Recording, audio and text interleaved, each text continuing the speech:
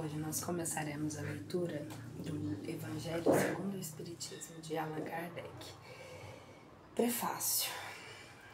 Os Espíritos do Senhor, que são as virtudes do céu, qual imenso exército se movimenta ao receber as ordens do seu comando, espalham-se por toda a superfície da terra e, semelhante às estrelas cadentes, vêm iluminar os caminhos e abrir os olhos aos cegos.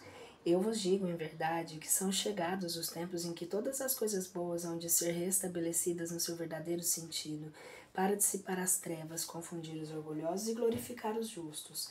As grandes vozes do céu ressoam como sons de trombetas e os cânticos dos anjos se lhes associam. Nós vos convidamos a vós, homens, para o divino concerto.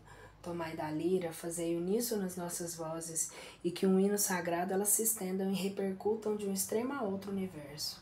Homens, irmãos a quem amamos, aqui estamos juntos de vós. Amai-vos também uns aos outros, e dizei do fundo do coração, fazendo as vontades do Pai que está no céu: Senhor, Senhor, e poderei entrar no reino dos céus.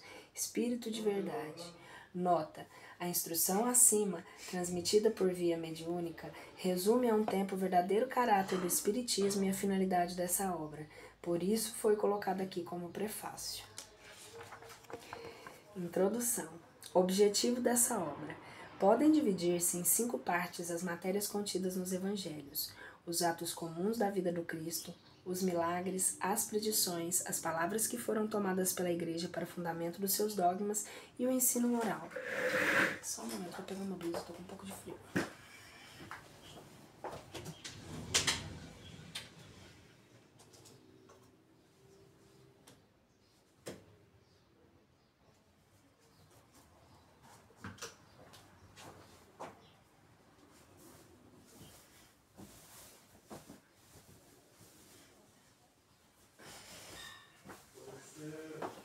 Voltando. As 4 primeiras têm sido objeto de controvérsias. A última, porém, conservou constantemente inatacável. Diante desse código divino, a própria incredulidade se curva. É terreno onde todos os cultos podem reunir-se, estandarte sobre o qual podem todos colocar-se, quaisquer sejam suas crenças. Porquanto mais ele constituiu a matéria das disputas religiosas, que sempre e por toda parte se originaram das questões dogmáticas. Aliás, se o discutissem nele, teriam seitas encontrado sua própria condenação, visto que, na maioria, eles se agarram mais à parte mística do que à parte moral, que exige de cada um a reforma de si mesmo. Para os homens em particular, constitui aquele código uma regra de proceder que abrange todas as circunstâncias da vida privada e da vida pública, o princípio básico de todas as relações sociais que se fundam na mais rigorosa justiça. É, finalmente, acima de tudo, o roteiro infalível para a felicidade vindoura, o levantamento de uma ponta do véu que vos oculta a vida futura. Essa parte é a que será objeto exclusivo dessa obra. Toda a gente admira a moral evangélica. Todos lhes proclamam a sublimidade e a necessidade. Muitos, porém, assim se pronunciam por sua fé, confiados no que ouviram dizer ou firmados em certas máximas que tornaram proverbiais. Poucos, no entanto, a conhecem a fundo e menos ainda são os que a compreendem e lhe sabem deduzir as consequências.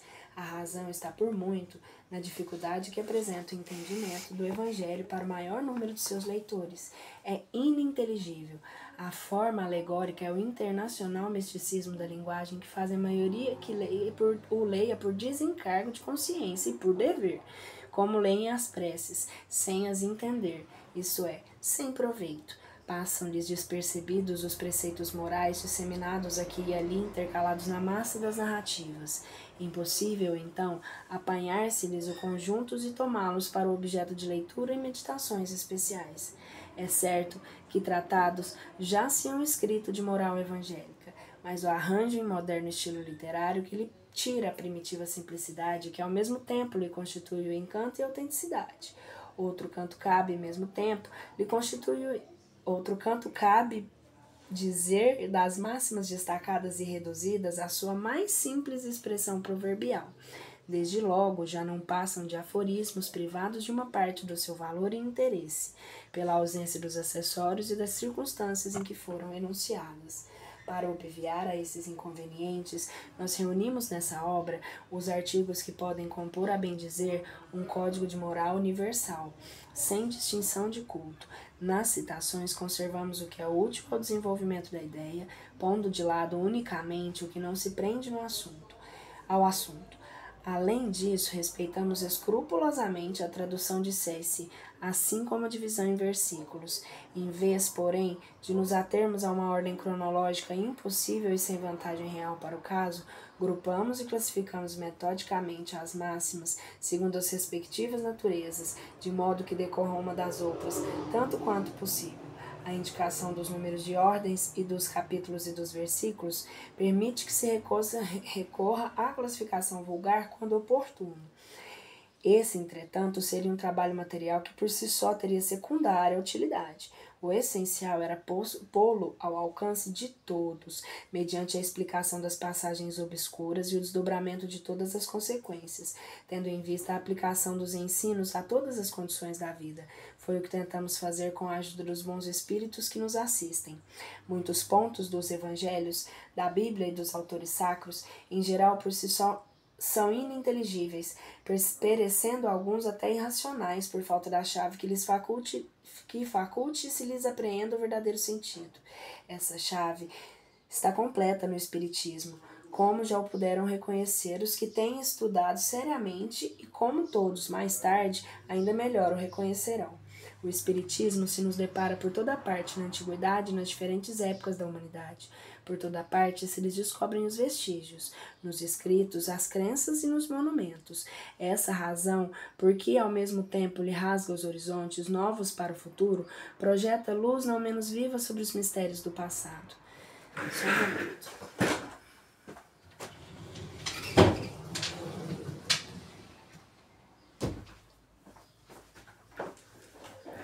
Como complemento de cada preceito, acrescentamos algumas instruções escolhidas dentre as que os espíritos ditaram em vários países e por diferentes médiuns. Se elas fossem tiradas de uma fonte única, houveram vez sofrido uma influência pessoal ou a do meio, ao passo que a diversidade de origens prova que os espíritos são dão indistintamente seus ensinos e que ninguém a esse respeito goza de qualquer privilégio. Essa obra é para uso de todos. Dela podem todos aurir os meios de conformar com a moral do Cristo o respectivo proceder. Aos espíritas, oferece aplicações que lhes concernem de modo especial.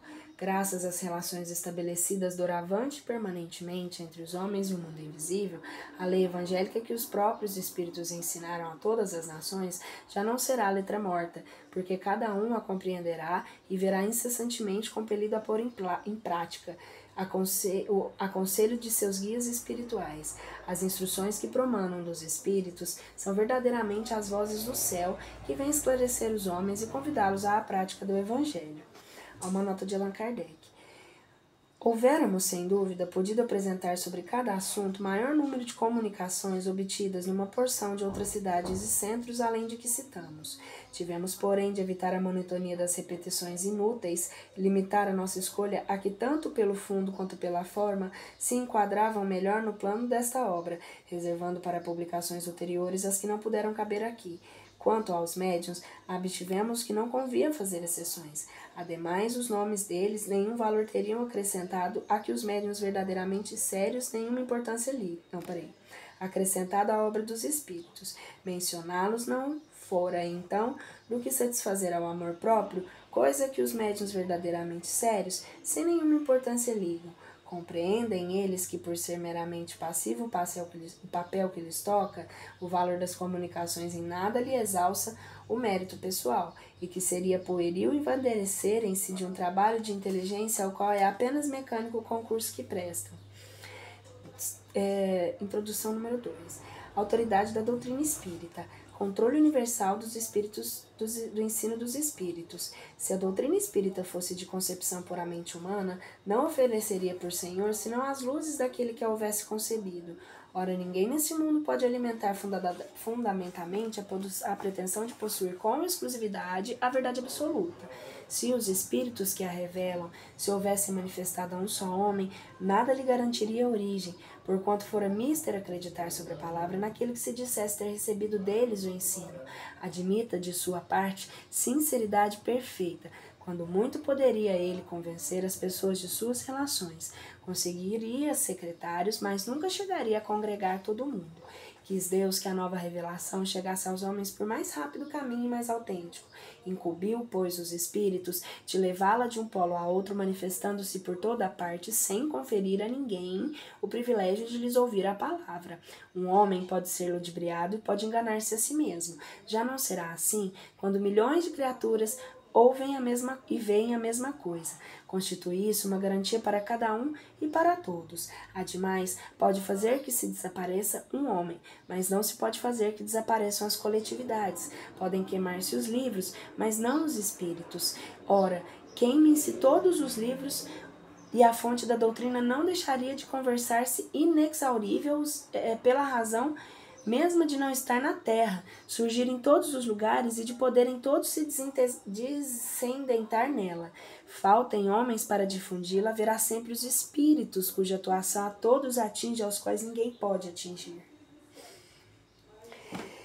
São, pois, os próprios espíritos que fazem a propagação, com o auxílio dos inúmeros médiuns que também eles, os espíritos, vão suscitando de todos os lados. Se tivesse havido unicamente um intérprete, por mais favorecido que fosse, o espiritismo mal seria conhecido. Qualquer que fosse a classe que pertencesse, tal intérprete houvera sido objeto das pretensões de muita gente e nem todas as ações teriam aceitado, ao passo que os espíritos se comunicam em todos os pontos da terra. A todos os povos, a todas as seitas, a todos os partidos, e todos o aceitam. O espiritismo não tem nacionalidade e não faz parte de nenhum culto existente. Nenhuma classe social impõe, visto que qualquer pessoa pode receber instruções de seus parentes e amigos além túmulo. Cumpre-se, assim seja, para que ele possa conduzir todos os homens à fraternidade. Se não se mantivesse em terreno neutro, alimentaria as dimensões em vez de apaziguá-las.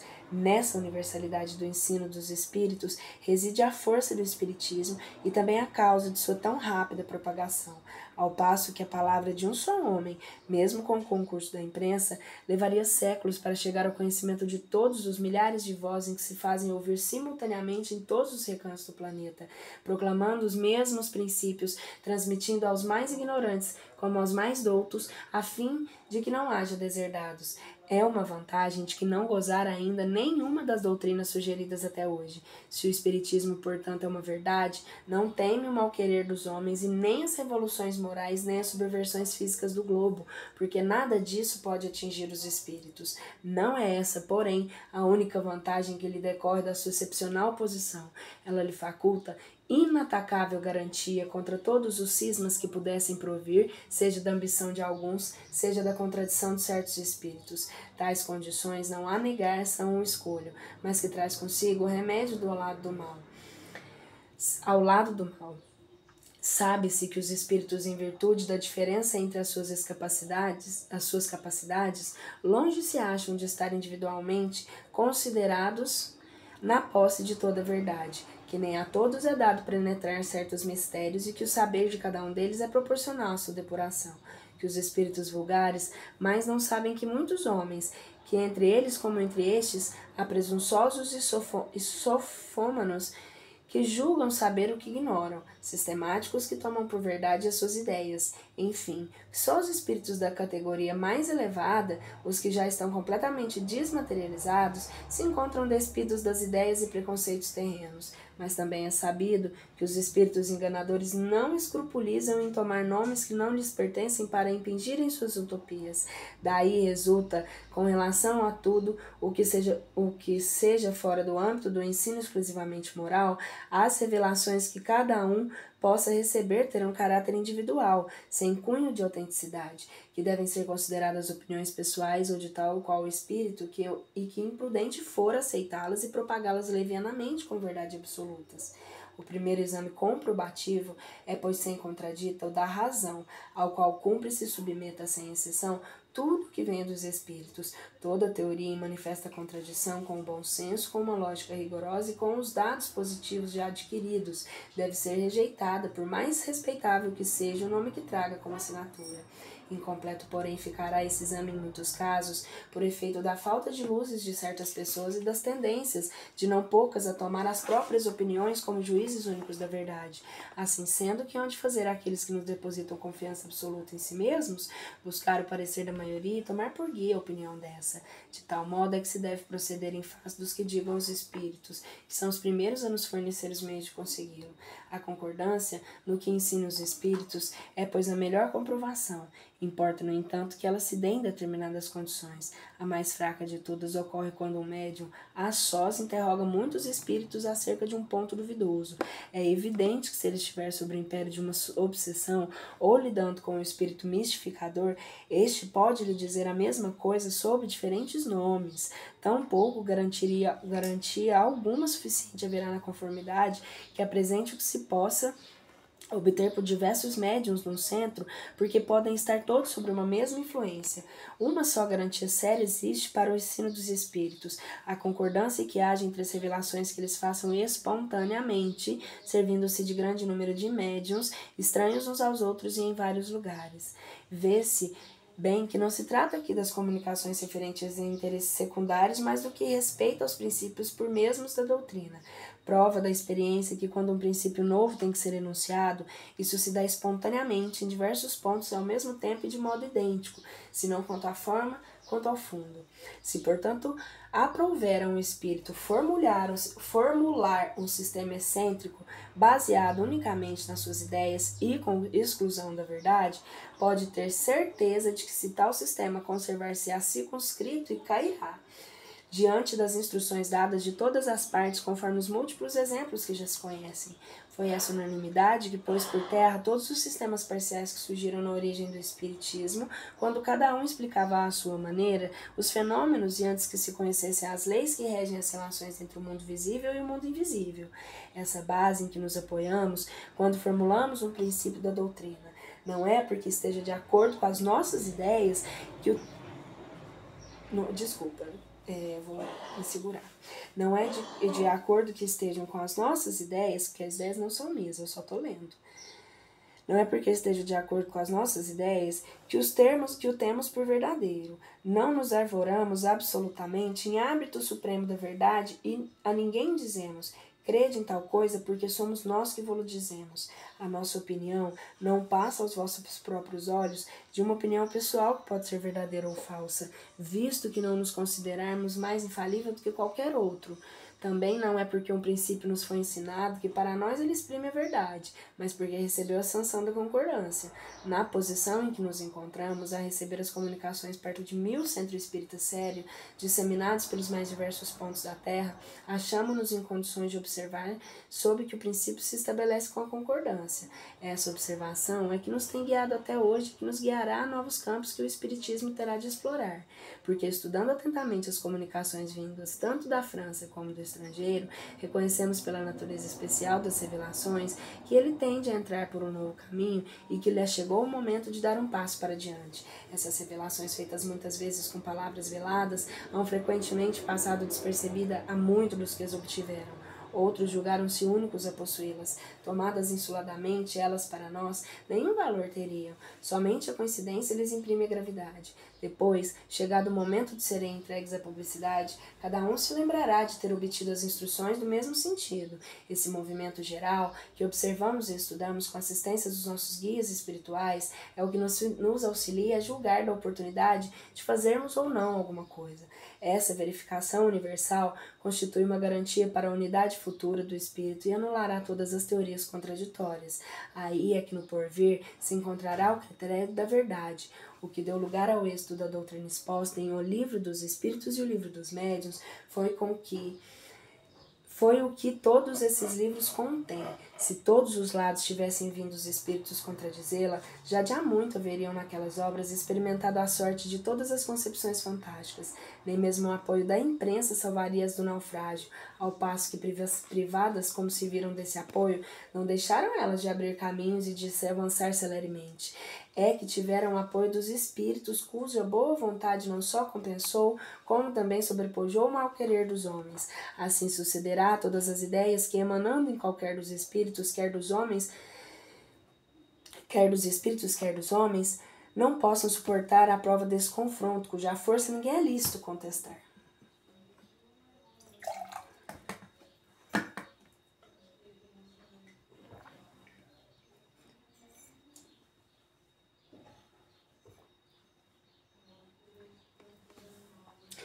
Suponhamos, praza a alguns espíritos ditar sobre qualquer título um livro em sentido contrário.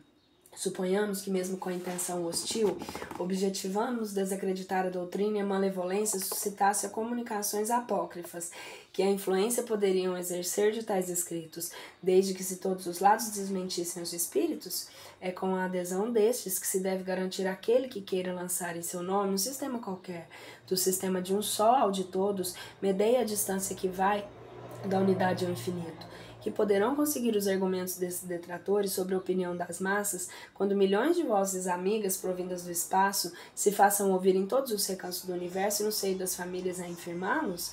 A esse respeito já não foi a teoria confirmada pela experiência, que é feito das inúmeras publicações que traziam a pretensão de arrasar o espiritismo, qual a quem nem lhe retardou a marcha? Até agora não se considera a questão desse ponto de vista sem a contestação de um dos mais graves. Cada um contou consigo, sem contar com os espíritos. O princípio da concordância é também uma garantia contra as alterações que poderiam sujeitar o espiritismo aceito dos que se propusessem apoderar-se deles em proveito próprio a acomodá-los à vontade. Quem quer que tentasse desviá-lo do seu providencial objetivo, mal sucedido se veria, pela razão muito simples de que os espíritos, em virtude da universalidade dos seus ensinos, farão cair por terra qualquer modificação que se divorcie da verdade. De tudo isso ressalta uma verdade capital, a de que aquele a que quisesse opor-se à corrente das ideias estabelecida e sancionada poderia, é certo, causar uma pequena perturbação local e momentânea. Nunca, porém, dominar o conjunto, mesmo no presente, nem ainda menos no futuro. Continuando, talvez eu repita alguma coisa. O princípio da concordância é também uma garantia contra as alterações que poderiam sujeitar o espiritismo a seitas que propusessem apoderar-se dele em proveito próprio e acomodá-lo à vontade. Quem quer que tentasse desviá-lo do seu providencial objetivo mal sucedido se veria, pela razão muito simples de que os espíritos, em virtude da universalidade de seus ensinos, farão cair por terra qualquer modificação que se divorcie da verdade. De tudo isso, ressalta uma verdade capital, a de que aquele que quisesse opor-se à corrente de ideias estabelecida e sancionada poderia, é certo, causar uma pequena perturbação local momentânea, nunca, porém, dominar um conjunto, mesmo no presente, nem ainda menos no futuro. Também ressalto que as instruções dadas pelos espíritos sobre os pontos ainda não elucidados na doutrina não constituirão lei. Enquanto essas instruções permanecem insuladas, elas não devem, por conseguinte, ser aceitas sobre todas as reservas e a título de esclarecimento. Daí a necessidade da maior prudência em dar-lhes publicidade, e caso se julgue conveniente publicá-las, importa não as apresentar senão como opiniões individuais, mais ou menos prováveis, porém acrescendo sempre de confirmação. Essa é a confirmação que se precisa guardar antes de apresentar um princípio como verdade absoluta, a menos que se queira ser acusado de leviandade ou credulidade irrefletida. Com extrema sabedoria, procedem os espíritos superiores em suas revelações. Não atacam as grandes questões da doutrina, senão gradualmente, à medida que a inteligência se mostra apta a compreender a verdade de ordem mais elevada, e cor das circunstâncias se revelam as propícias à emissão de uma ideia nova. Por isso é que logo de princípio não disseram tudo, e tudo ainda hoje não disseram, jamais cedendo à impaciência dos muito afoitos que querem os frutos antes de estarem maduros. Fora, pois, supérfluo pretender adiantar-se ao tempo que a providência assinou para cada coisa, porque então os espíritos verdadeiramente sérios negariam seu concurso. Os espíritos levianos, nos poucos se preocupando com a verdade, a tudo respondem. Daí vem que sobre todas as questões prematuras, há sempre respostas contraditórias. Os princípios acima não resultam de uma teoria pessoal, são consequência forçada das condições em que os espíritos se manifestam. É evidente que se um espírito diz uma coisa de um lado, enquanto milhões de outros dizem o contrário aos algures, a presunção de verdade não pode estar com aquele que é o único ou quase único de tal parecer. Ora, pretender alguém ter razão contra todos seria tão ilógico da parte dos espíritos quanto da parte dos homens. Os espíritos verdadeiramente ponderados, se não se sentem suficientemente esclarecidos sobre uma questão, nunca a resolvem de modo absoluto. Declaram que apenas a tratam como seu ponto de vista e aconselham que se aguarde a confirmação. Por grande, bela e justa que seja uma ideia, impossível é que desde o primeiro momento congregue todas as opiniões. Os conflitos que daí decorrem são consequência inevitável do movimento que se opera. Eles são mesmo necessários para maior realce da verdade e convém-se que se produzam desde logo para que as ideias falsas prontamente sejam postas de lado. Os espíritas que a esse respeito alimentassem qualquer temor, podem ficar perfeitamente tranquilos. Todas as pretensões insuladas cairão pela força mesma das coisas diante do enorme e poderoso critério da concordância universal. Não será a opinião de um homem que se aliará aos outros, mas a voz unânime dos espíritos. Não será um homem, nem nós, nem qualquer outro, que fundará a ortodoxia espírita. Tampouco será um espírito que se vê impor a quem quer que seja. Será a universalidade dos espíritos que se comunicam em toda a terra por ordem de Deus. Esse é o caráter essencial da doutrina espírita, essa a sua força, a sua autoridade. Quis Deus que a sua lei assentasse em base inamovível e por isso não lhe deu por fundamento a cabeça frágil de um só.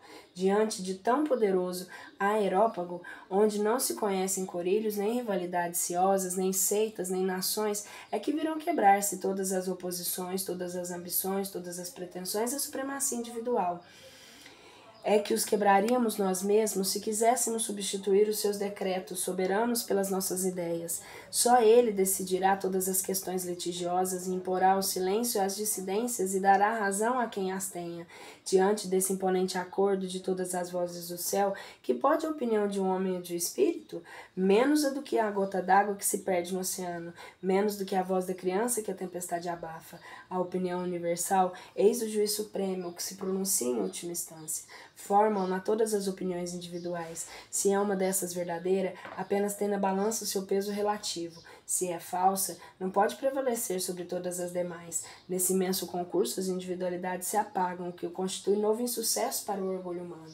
Já se desenha um harmonioso conjunto. Esse século não passará sem que ele resplandeça em todo o seu brilho, de modo a dissipar todas as incertezas, porquanto daqui até lá potentes vozes terão recebido a missão de se fazer ouvir para congregar os homens sobre a mesma bandeira, uma vez que o campo se ache suficientemente lavrado. Enquanto isso não se dá, aquele que flutua entre dois sistemas opostos pode observar em que sentido se forma a opinião geral. Essa será a indicação certa do sentido em que se pronuncia a maioria dos espíritos, nos diversos pontos em que se comunicam. E um sinal não menos certo de qual dos dois sistemas prevalecerá. 3. Notícias históricas. Para bem se compreender algumas passagens dos evangelhos, necessário se faz conhecer o valor de muitas palavras nelas frequentemente empregadas, o que caracteriza o estado dos costumes e da sociedade judia naquela época. Já não tendo para nós o mesmo sentido, essas palavras foram com frequência mal interpretadas, causando a isso uma espécie de incerteza. A inteligência da insignificação delas explica demais o verdadeiro sentido de certas máximas, que à primeira vista parecem singulares. Samaritanos. Após a cisma das 10 tribos, Samaria constituiu a capital do reino dissidente de Israel.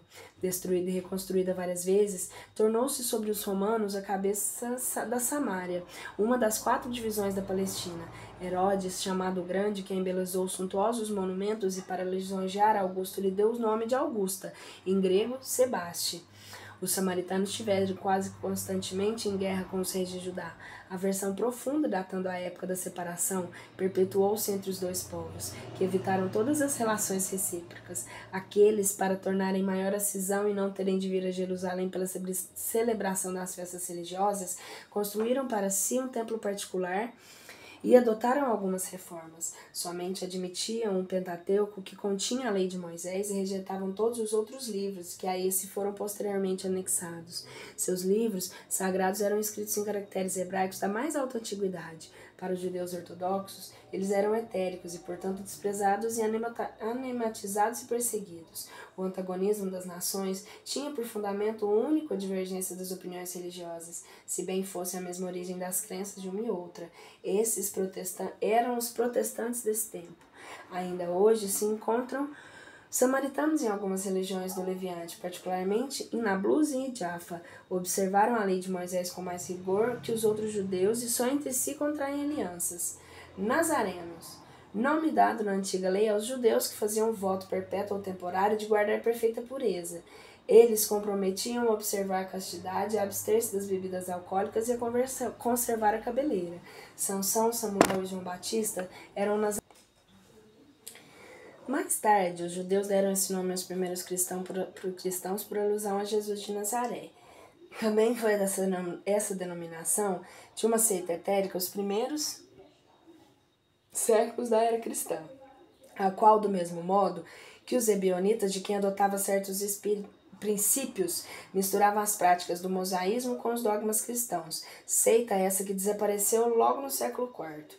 Publicanos eram assim chamados na antiga Roma os cavalheiros arredatários das taxas públicas, incumbidos da cobrança dos impostos e das rendas em toda espécie, quer em Roma mesma, quer nas outras partes do império. Eram como arrendatários gerais e arremedadores das taxas do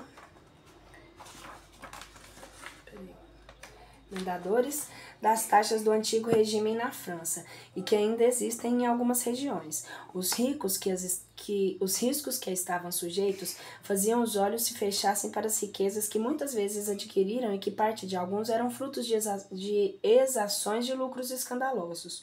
O nome de publicano se estendeu mais tarde a todos os que superintendiam os dinheiros públicos e aos agentes subalternos. Hoje, esse termo se emprega em sentido pejorativo para designar os francistas e os agentes pouco escrupulosos de negócios. Disse por vezes, ávido como um publicano, rico como um publicano, com referência às riquezas de Malquilate. De toda a dominação romana, o imposto foi que os judeus mais dificilmente aceitaram e que mais irritação causou entre eles. Daí nasceram várias revoltas, fazendo-se do caso uma questão religiosa, por ser considerada contrária à lei.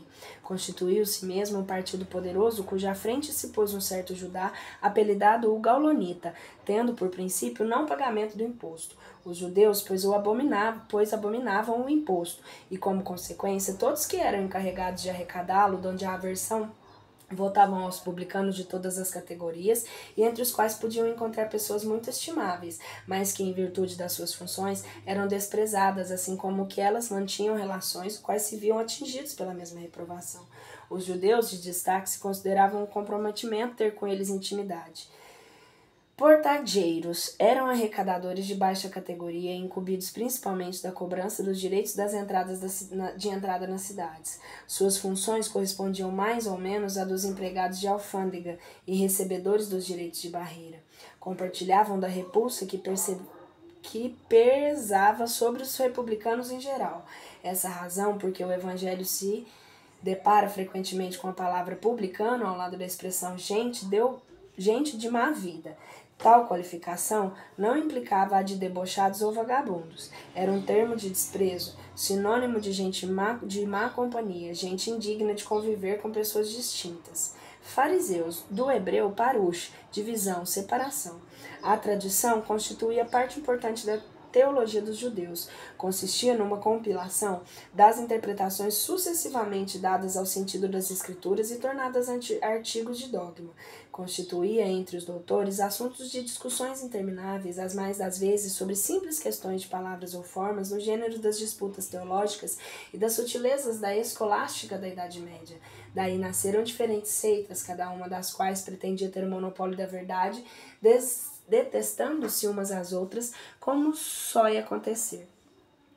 Entre essas seitas, a mais influente era a dos fariseus, que teve por chefe Hilel. doutor judeu nascido na Babilônia, fundador de uma escola célebre onde ensinava que só devia depositar fé nas escrituras. Sua origem remonta a 180 ou 200 anos de Jesus Cristo. Os fariseus em diversas épocas foram perseguidos especialmente sob Hircano, soberano do pontífice e rei dos judeus, Aristóbulo e Alexandre, rei da Síria. Esse último, porém, lhe deferiu honras e restituiu os bens de sorte que eles adquiriram antigo poderio e conservaram até a ruína de Jerusalém nos anos 70 da era cristã, época em que se lhe apagou o nome em consequência da dispersão dos judeus. Tomavam parte ativa nas controvérsias religiosas, serviços cumpridores das práticas exteriores do culto e das cerimônias, cheios de um zelo ardente de proselitismo, inimigos dos inovadores, afetavam grande severidade de princípio, mas sobre as aparências de meticulosa devoção ocultavam costumes dissolutos, muito orgulho e, acima de tudo, excessiva ânsia de dominação. Tinham a religião mais como meio de chegarem a seus fins do que como objeto de fé sincera. Da virtude nada possuíam, além da exterioridade da ostentação. Entretanto, por umas e outras exerciam grande influência sobre o povo, cujos olhos passavam por santas criaturas, daí serem muito poderosos em Jerusalém. Acreditavam, ou pelo menos fingiam acreditar, na providência da imortalidade da alma, na eternidade das penas e na ressurreição dos mortos. Jesus, que prezava sobretudo a simplicidade e as qualidades da alma, que na lei preferia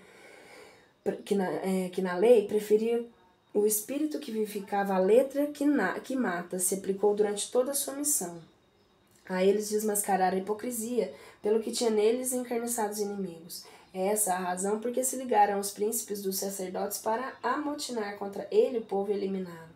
Escribas, nome dado a princípio aos secretários dos reis de Judá e aos certos intendentes dos exércitos judeus. Mais tarde foi aplicado especialmente aos doutores que ensinavam a lei de Moisés e a interpretavam para o povo. Faziam causa comum com os fariseus, de cujos princípios partilhavam, bem como da antipatia que eles voltavam aos inovadores. Daí o envolvê-los Jesus na reprovação que lançava aos fariseus. Sinagoga, do grego sinagogue, e da assembleia congregação. Um único templo havia na Judéia, o de Salomão, em Jerusalém, onde celebravam as grandes cerimônias do culto. Os judeus, todos os anos, lá iam em peregrinação para as festas principais, como as da Páscoa, da dedicação e dos tabernáculos. Por ocasião dessas festas é que Jesus também costumava ir lá.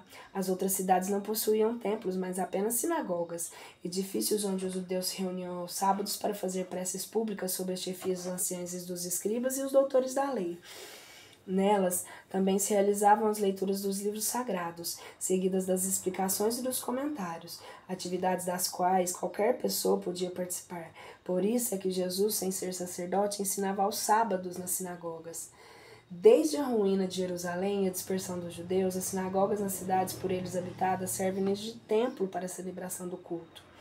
Saduceus. Seita judia que se formou por volta do ano 248 a.C. e cujo nome veio do Sadoc do seu fundador. Não criam na imortalidade nem na ressurreição, nem nos anjos bons e maus. Entretanto, criam em Deus. Nadam, porém, esperando após a morte. Só os serviam, tendo em vista recompensas temporais, ao que, segundo eles, limitava a providência divina. Assim pensando, tinham a satisfação dos sentidos físicos por objetivo essencial da vida. Quanto às escrituras, atinham-se ao texto da lei antiga. Não admitiam a tradição, nem as interpretações às quaisquer. Colocavam as boas obras e a observância pura e leis simples da lei acima das práticas interiores do culto. Eram, como se vê, os materialistas, os teístas e os sensualistas da época. Seita pouco numerosa, mas que contava em seu seio importantes personagens e que se tornou um partido político oposto constantemente aos fariseus. Essênios e Esseus. Também seita judia fundada cerca do ano 150 a.C., ao tempo dos Macabeus, e cujos membros, habitando uma espécie de mosteiros, formavam entre si uma como associação moral e religiosa. Distinguiam-se pelos costumes brandos e pelas austeras virtudes, ensinavam o amor de Deus e ao próximo, a imortalidade da alma e acreditavam na ressurreição. Viviam em celibato e condenavam a escravidão e a guerra. Punham em comunhão seus bens e se entregavam à agricultura. Contrários aos saduceus sensuais que negavam a imortalidade, aos fariseus de rígidas práticas exteriores e de virtudes apenas aparentes, nunca os essênios tomaram parte daqueles que se tornaram antagonistas das duas outras seitas. Pelo gênero de vida que levavam, assemelhavam-se muito aos primeiros cristãos, e ao princípio da moral que professavam induziram muitas pessoas a supor que Jesus, antes de dar começo à sua missão pública, lhes pertencera à comunidade. É certo que ele há de tê-la concebido, mas nada prova que se lhe houvesse filiado, sendo, pois, hipotético todo quanto tanto respeito se escreveu. Terapeutas, do grego terapeutai, formado do terapuem, servir, cuidar, é isso, servidores de Deus ou curadores. Eram sectários judeus contemporâneos do Cristo, estabelecidos principalmente em Alexandria, no Egito. Tinham muita relação com os essênios, cujos princípios adotavam, aplicando-se com esse último à prática de todas as virtudes. Eram de extrema frugilidade na alimentação. Também celibatários voltados à contemplação e vivendo a vida solitária constituíam a verdadeira ordem religiosa. Filon, filósofo judeu e platônico de Alexandria, foi o primeiro a falar dos terapeutas, considerando-os de uma seita do judaísmo. Eusébio, São Jerônimo e outros pais da igreja pensam que eles eram cristãos. Fossem tais ou fossem judeus, que é evidente, é que do mesmo modo em que os essênios eles representam traço de união entre judaísmo e cristianismo. 4. Sócrates e Platão, precursores da ideia cristã e do espiritismo. Do fato de haver Jesus conhecido a seita dos essênios, fora errôneo concluir-se que a sua doutrina auria ele dessa seita e que, se houvera vivido no outro meio, teria professado outros princípios. As grandes ideias jamais irrompem de súbito. As que assentam sobre a verdade sempre têm precursores que lhe preparam parcialmente os caminhos. Depois, chegando o tempo, envia Deus um homem com a missão de resumir, coordenar e completar os elementos esparsos, de reuni-los em corpo de doutrina, de modo, não surgindo bruscamente a ideia, aparecerem contra espíritos dispostos a aceitá-la. Tal que se deu com a ideia cristã, que foi pressentida muitos séculos antes de Jesus e dos Arsênios, tendo em principais precursores Sócrates e Platão. Sócrates, como Cristo, nada escreveu, ou pelo menos nenhum escrito deixou. Como Cristo, teve a morte dos criminosos, a vítima do fanatismo, por haver atacado as crenças que ele encontrara e colocado a virtude real acima da hipocrisia e do simulacro das formas, por haver, numa palavra, combatido os preconceitos religiosos, do mesmo modo que Jesus, a quem os fariseus acusavam de estar corrompendo o povo com os ensinamentos que ele ministrava, também foi acusado pelos fariseus do seu tempo, visto que sempre houve em todas as épocas por reclamar o dogma da unidade de Deus, da imortalidade da alma e da vida futura. Assim como a doutrina de Jesus só conhecemos pelo que escreveram seus discípulos. Só de Sócrates nós temos conhecimento pelos escritos do seu discípulo Platão. Julgamos conveniente resumir aqui todos os pontos de maior relevo para mostrar a concordância deles com os princípios do cristianismo. Aos que consideram esse paralelo profanação e pretendam que não pode haver paridade entre a doutrina de um pagão e a do Cristo, diremos que não era pagã de Sócrates, pois que se objetivava combater o paganismo, que a de Jesus mais completa e mais depurada do que aquela, nada tem que perder com a comparação, que a grandeza da missão divina do Cristo não pode ser diminuída, que, ademais, trata-se de um fato da história, ninguém será possível apagar. O homem é chegado a um ponto em que a luz emerge por si mesma de sobre o alqueire. Ele se acha maduro bastante para encará-la, tanto pior para os que não ousem abrir os olhos. Chegou o tempo de se considerarem as coisas de modo amplo e elevado, não mais do ponto de vista mesquinho e acanhado dos interesses de seita de castas. Além disso, essas citações provarão que se Sócrates e Platão pressentiram a ideia cristã em seus escritos, também se nos deparam com os princípios fundamentais do Espiritismo.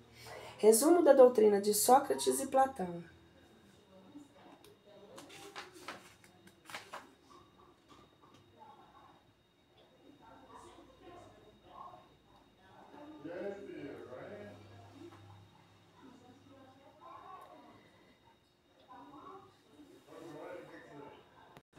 Vamos prestar atenção nessa parte, eu vou ler com mais calma, porque essa parte do 32 e 33 está assim.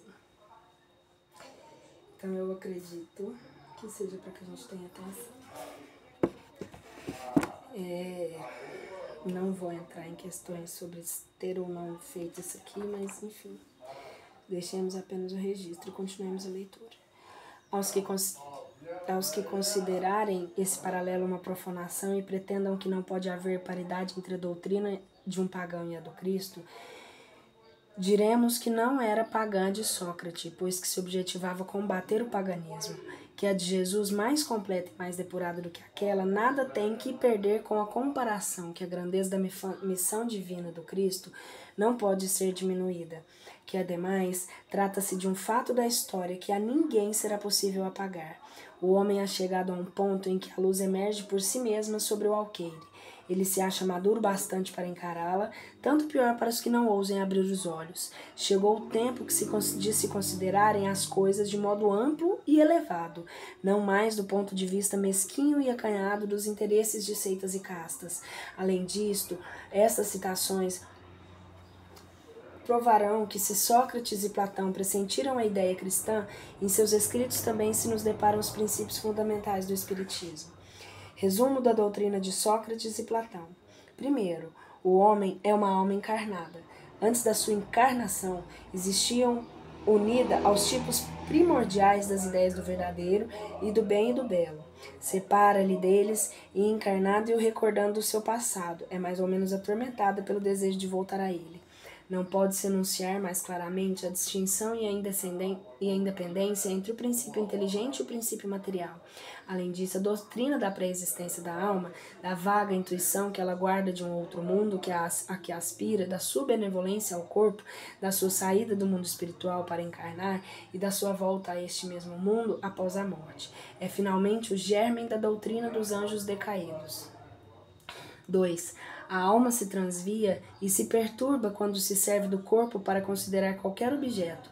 Tem vertigem como se estivesse ébria, porque se prende a coisas que estão, por sua natureza, sujeitas a mudanças, ao passo que, quando contempla sua própria essência, dirige-se para o que é puro, eterno e imortal, e, sendo ela dessa natureza, permanece aí ligada por tempo quanto possa. Cessam, então, todos os seus transviamentos, porque está aí unida ao que é imutável, e a esse estado da alma se chama sabedoria.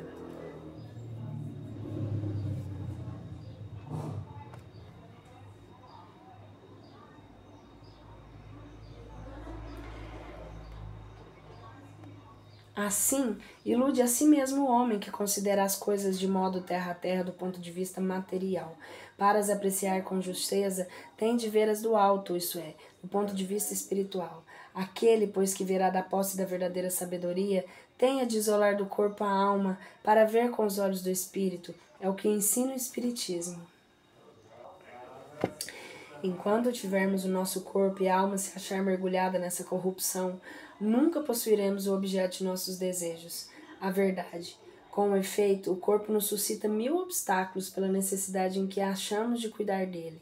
Ademais, ele nos enche de desejos, de apetites, de temores, de 1000 quimeras e de 1000 tolices, de maneira que com ele é impossível se nos torna ser ajuizados nem por um instante. Todavia, se não nos é possível conhecer puramente coisa alguma enquanto a alma nos está ligada ao corpo, de duas uma, ou jamais conheceremos a verdade, ou só a conheceremos após a morte. Libertos da loucura do corpo, conversaremos então, lícito é esperá-lo, com homens igualmente libertos, e conheceremos por nós mesmos a essência das coisas.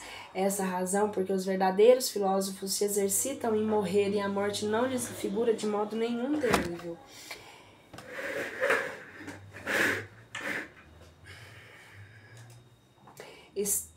Está aí a principal das faculdades da alma obscurecidas por motivo dos órgãos corporais e da expansão dessas faculdades depois da morte. Trata-se, porém, apenas de almas já depuradas, o mesmo não se dá com as impuras. A alma impura, nesse estado, se encontra oprimida e se vê, de novo, arrastada para o mundo visível, pelo horror do que é o invisível e imaterial. Erra, então, diz em torno dos monumentos e dos túmulos, junto aos quais já se tem visto tenebrosos fantasmas, quais devem ser as imagens das almas que deixam o corpo sem estarem ainda inteiramente puras, que ainda conservam alguma coisa da forma material, e que faz a vista humana possa receber que a vista humana possa percebê-las. Não são as almas dos bons, são porém as dos maus que se veem forçadas a vagar por esses lugares onde arrastam consigo a pena da primeira vida que tiveram e onde continuam a vagar até os apetites inerentes à forma material do que se revestiram as reconduzam a um corpo. Então, sem dúvida, retomam os mesmos costumes que durante a primeira vida constituíam objetos das suas predileções.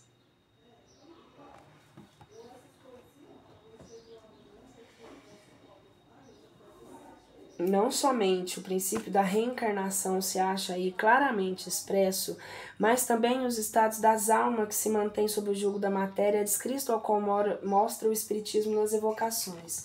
Mais ainda, no tópico acima, se diz que a reencarnação no corpo material é a consequência da impureza da alma, enquanto as almas purificadas se encontram isentas de reencarnar.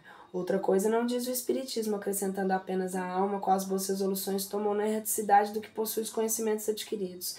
Traz ao renascer menos defeitos, mais virtudes e ideias intuitivas do que tinha na sua existência precedente. Assim, cada existência lhe marca um progresso intelectual e moral. Quinto, após a nossa morte, o gênio, demônio, que nos fora designado durante a vida, leva-nos a um lugar onde se reúnem todos os que têm que ser conduzidos ao Hades para serem julgados. As almas, depois de haverem no estado do Hades o tempo necessário, são conduzidas a essa vida em múltiplos e longos períodos. É a doutrina dos anjos guardiães, ou espíritos protetores, e das reencarnações sucessivas, em seguida a intervalos mais ou menos longos da erraticidade. Os demônios ocupam o espaço que separa o céu da terra, constitui o laço que une o grande todo a si mesmo. Não entrando nunca a divindade em comunicação direta com o homem, é por intermédio dos demônios que os deuses entram em comércio e se entretêm com ele, quer durante a vigília, quer durante o sono.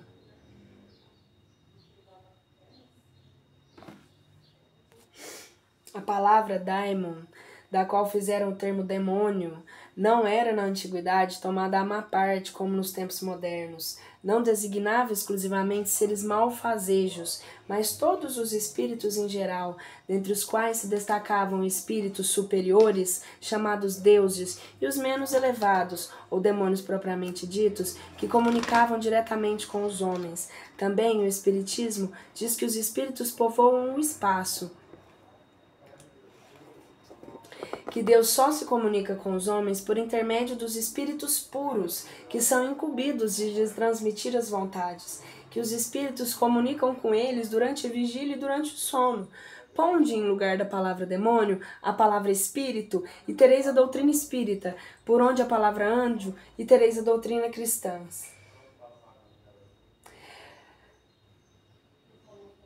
Sétimo, a preocupação constante do filósofo, tal como se compreendiam Sócrates e Platão, é a de tomar o maior cuidado com a alma, menos pelo que respeita a essa vida, que não dura mais que um instante do que tendo uma vista à eternidade. Desde que a alma é imortal, não será prudente viver visando a eternidade? O cristianismo e o espiritismo ensinam a mesma coisa. Oitavo, se a alma é imaterial, tem de passar após essa vida a um mundo igualmente visível e imaterial, do mesmo modo que o corpo decompondo se volta à matéria. Muito importa, no entanto, distinguir-se bem da alma pura, verdadeiramente material, que se alimente como Deus de ciência e pensamentos da alma, mais ou menos maculadas de impurezas materiais, que a impedem de elevar-se para o divino e a retém nos lugares da sua estada na terra. Sócrates e Platão, como vê, compreendiam perfeitamente os diferentes graus de desmaterialização da alma, insistem na diversidade de situação que resulta para elas a sua menor pureza. O que eles diziam por intuição, o Espiritismo prova com inúmeros exemplos de que põe sob as vistas. Nono, se a morte fosse a dissolução completa do homem, muito ganhariam com a morte os maus, pois se veriam livre, ao mesmo tempo do corpo e da alma e dos vícios. Aquele que guarnecer a alma, não de ornatos estranhos com os que lhe são próprios, só esse poderá reguardar tranquilamente a hora de sua partida para o outro mundo. Equivale a isso dizer que o materialismo, como proclamar para depois da morte ou nada, anula toda a responsabilidade moral ulterior, sendo consequentemente um incentivo para o mal, que o mal tem tudo a ganhar do nada. Somente o homem que se despojou dos vícios e se enriqueceu de virtudes pode esperar com tranquilidade o despertar noutra vida. Por meio de exemplos que todos os dias nos apresenta, o Espiritismo mostra o quão penoso é para o mal passar desta outra vida à entrada da vida futura. 10º. O corpo conserva bem impressos os vestígios dos cuidados que foi objeto e dos acidentes que sofreu. Dá-se o mesmo com a alma. Quando despida do corpo, ela guarda evidentes traços do seu caráter, de suas afeições e as marcas que deixaram todos os atos da sua vida. Assim, a maior desgraça que pode acontecer ao homem é ir para o outro mundo com a alma carregada de crimes. Vês cálices que tem tu, nem Pólux nem Górgias, podereis provar que levamos a outra vida que nos seja útil a quando estejamos do outro lado. De tantas opiniões diversas, a única que permanece inabalável é a de que mais vale receber do que cometer uma injustiça. Aqui, acima de tudo, devemos cuidar de não parecer, mas de ser um homem de bem. Colóquios de Sócrates com seus discípulos na prisão.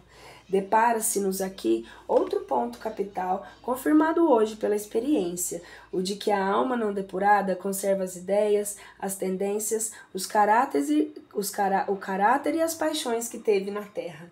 Não é inteiramente cristã a máxima, mas vale receber do que cometer uma injustiça? O mesmo pensamento exprimiu Jesus usando dessa figura: se alguém vos bater na face, apresentar-lhe a outra.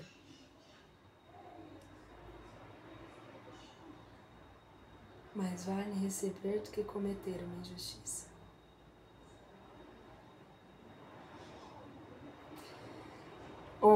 De duas uma, ou a morte é a destruição absoluta ou a passagem da alma para outro lugar.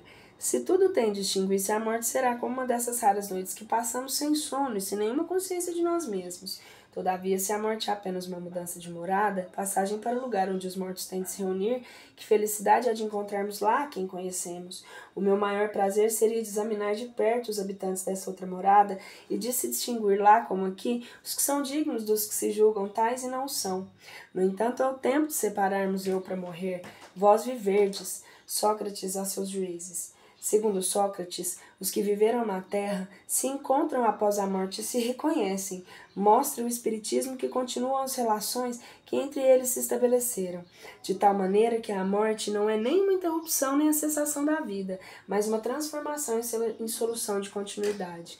Houvessem Sócrates e Platão conhecido os ensinos que o Cristo difundiu 500 anos mais tarde e que agora o Espiritismo espalha, e não teriam falado de outro modo.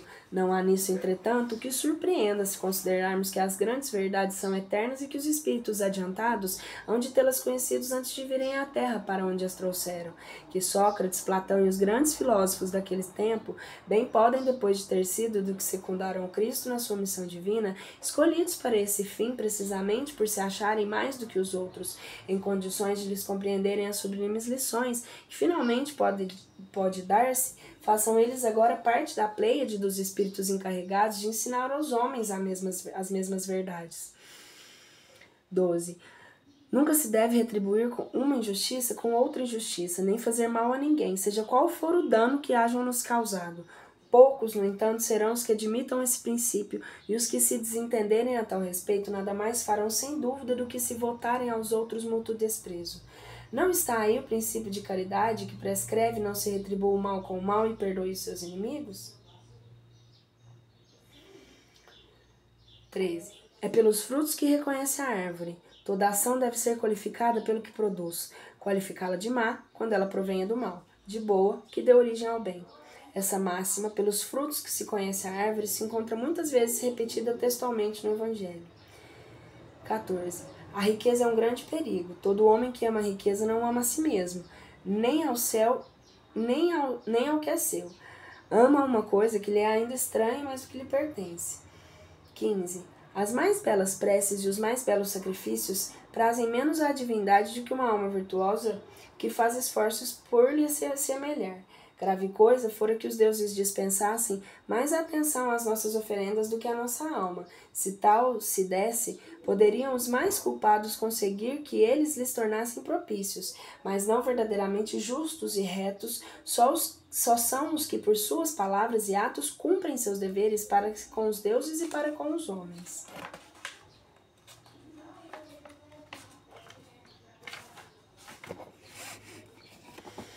Cha 16. Chama o homem vicioso a esse amante vulgar que mais ama o corpo do que a alma. O corpo está por toda parte em natureza, que nos convida ao exercício de nossa inteligência. Até no movimento dos astros o encontramos. É o amor que orna a natureza dos seus ricos tapetes. Ele se enfeita e fixa morada onde se lhes deparem flores e perfumes. É ainda o amor que dá paz aos homens, calma ao mar e o silêncio aos ventos de sono à dor. O amor há de unir os homens por um laço fraternal. É uma consequência dessa teoria de Platão sobre o amor universal como lei da natureza. Tendo dito Sócrates, o amor não é nem um deus e nem um imortal, mas um grande demônio. Isso é um grande espírito que preside o amor universal. Essa proposição lhe foi imputada como um crime.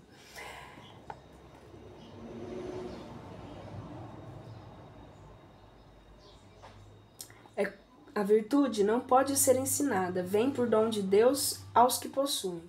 É quase doutrina cristã sobre a graça, mas se a virtude é um dom de Deus, é um favor, e então pode perguntar-se por que não é concedida a todos. Por outro lado, se é um dom, carece de mérito para aquele que a possui. O Espiritismo é mais explícito, dizendo que aquele que possui a virtude adquiriu por seus esforços as existências sucessivas, despojando-se pouco a pouco suas imperfeições. A graça é a força que Deus faculta ao homem de boa vontade para expurgar do mal e praticar o bem. 18. É a disposição natural em todos nós a de nos apercebermos muito menos dos nossos defeitos do que a dos outros. Diz o Evangelho: vês a palha que está no olho do vosso próximo e não vedes a trave que está no vosso. 19. Se os médicos são mal-sucedidos tratando da maior parte das moléstias, é que tratam do corpo sem tratarem da alma. Ora, não se achando o todo em bom estado, é impossível que uma parte dele passe bem. O Espiritismo fornece a chave das relações existentes entre a alma e o corpo e prova que um reage incessantemente sobre o outro. Abre assim nova senda para a ciência. Como lhe mostrar a verdadeira causa de certas afecções, faculta-lhe os meios de as combater. Quando a ciência levar em conta a ação do elemento espiritual na economia, menos frequentes serão seus maus êxitos. 20. Todos os homens, a partir da infância, muito mais fazem de mal que de bem. Essa sentença de Sócrates fere a grave questão da predominância do mal na Terra, questão insolúvel sem o conhecimento da pluralidade dos mundos e da destinação do planeta terreno habitado apenas por uma fração mínima da humanidade. Somente o Espiritismo resolve essa questão, que se encontra explanada aqui adiante, nos capítulos 2, 3 e 4. 21. Ajuizado serás, não supondo que sabes o que ignoras. Isso vai com vistas aos que criticam aquilo de que desobedecem até mesmo os primeiros termos. Platão completa esse pensamento de Sócrates, dizendo: tentemos primeiro torná-los, se for possível, mais honestos nas palavras. Se não o forem, não nos preocupemos com eles, se não procuremos senão a verdade. Cuidemos de instruirmos, mas não nos injuriemos. É assim que devem proceder os espíritas com relação aos seus contraditores de boa ou má fé. Revivesse hoje Platão e acharia coisas quase como no seu tempo, e poderia usar da mesma linguagem. Também Sócrates toparia criaturas que zombariam da sua crença nos espíritos e que o qualificariam de louco, assim como ao seu discípulo Platão. Foi por haver professado esses princípios que Sócrates se viu ridicularizado, depois de acusado de impiedade e condenado a beber cicuta. Tão certo é que, levantando contra si os interesses e os preconceitos que elas ferem, as grandes verdades novas não se podem firmar sem luta e sem fazer mártires.